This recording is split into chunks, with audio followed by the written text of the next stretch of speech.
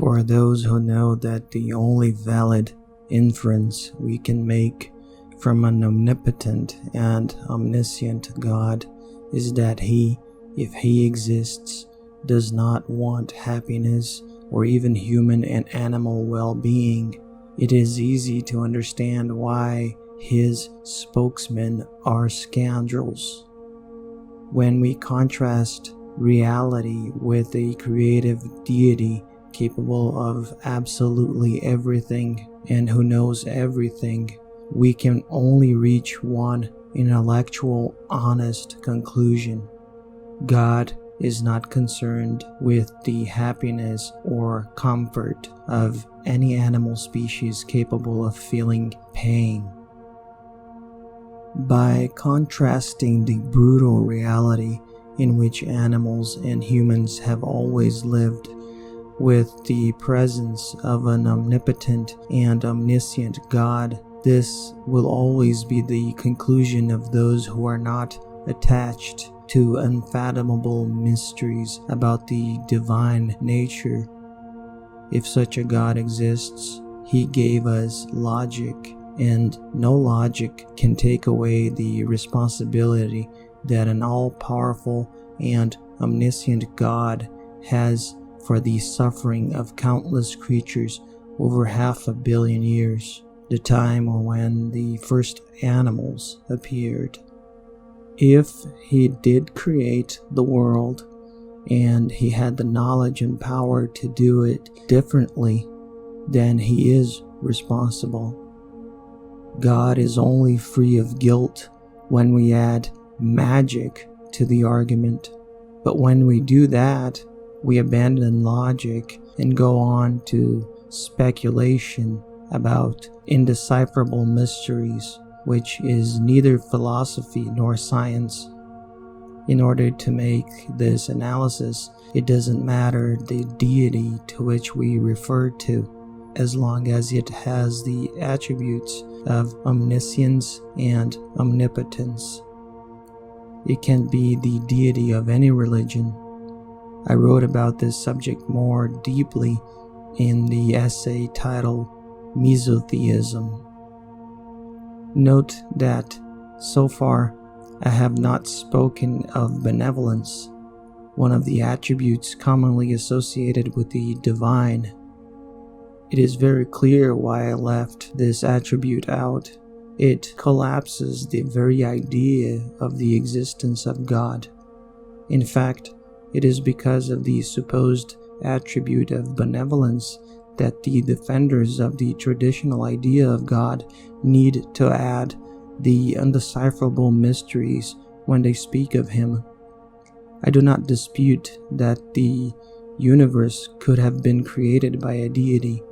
The only thing I deny is that such a deity could be good. Returning to what I said in the first paragraph, an omnipotent and omniscient God, if He exists, does not want happiness or even human and animal welfare. That is, He is bad, or at least indifferent, which is the same in the end. So what I say is that it is impossible to reconcile the existence of an omnipotent, omniscient, and benevolent God with a world where life literally has to kill itself trillions of times every day in order to survive, in a process that has lasted for hundreds of millions of years.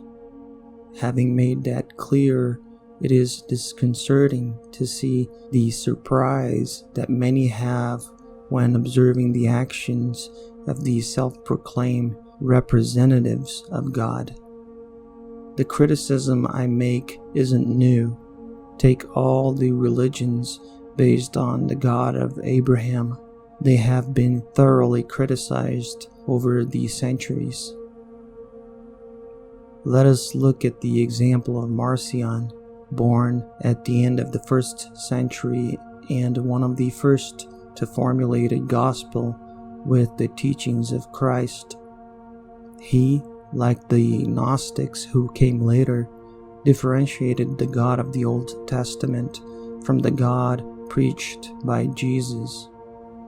In the early centuries, Christianity was still in its infancy, with several different branches competing with each other.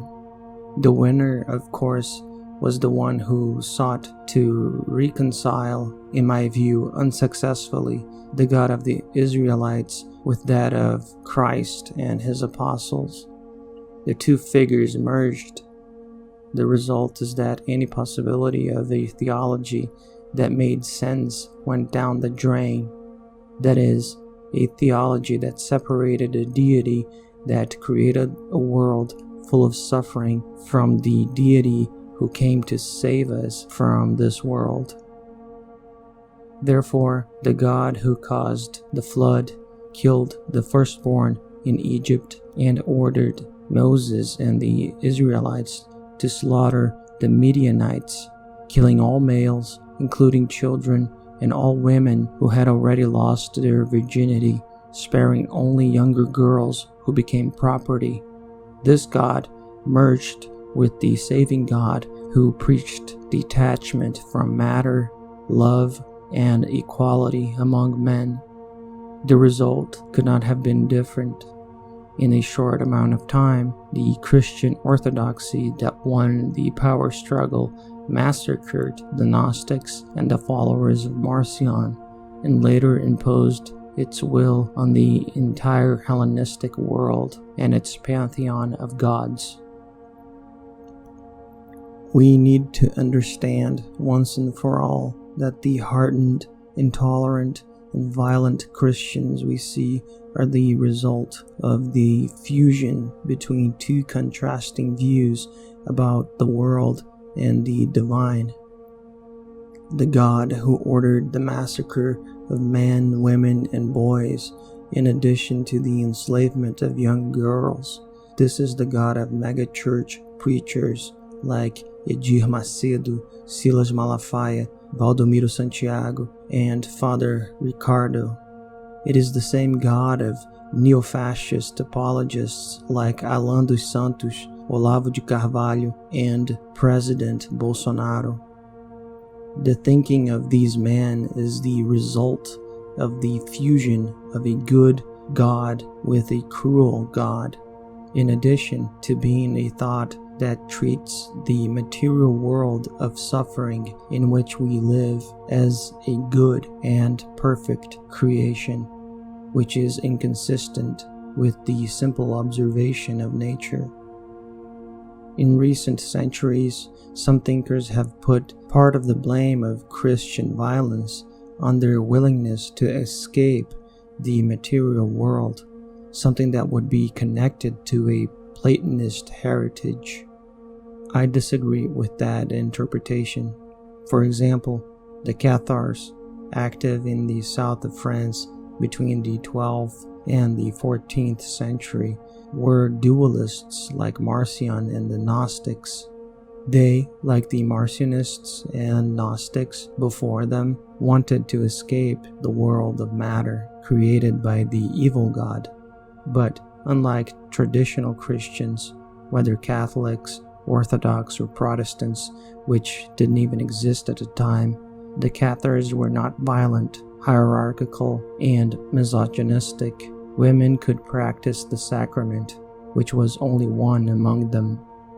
They emphasized the idea of escaping the material world so much that they advised their more prepared followers to abstain from reproduction, as bringing new people into the world would only perpetuate the imprisonment of souls in the material universe.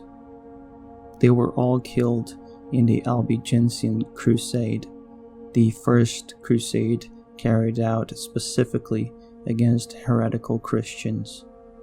Before, however, the Church sought to revert them to Catholicism. The Holy See even sent Friar Dominic of Guzman to debate with the Cathars in the south of France and tried to convince them to abandon their heresy.